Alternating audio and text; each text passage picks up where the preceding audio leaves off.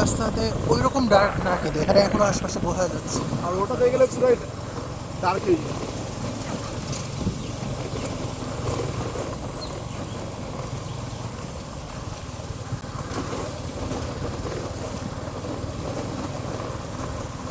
তার উপরে চারটা দেখছো, ঠিক আছে? পিছনে ওইদিকে ঘুরতে সমস্যা হচ্ছে। এখন যদি আমরা ওই রাস্তায় থাকতাম হ্যাঁ আর এই চারটা থাকতো, হ্যাঁ, তাহলে কিরকমটা লাগতো না? পেতনি।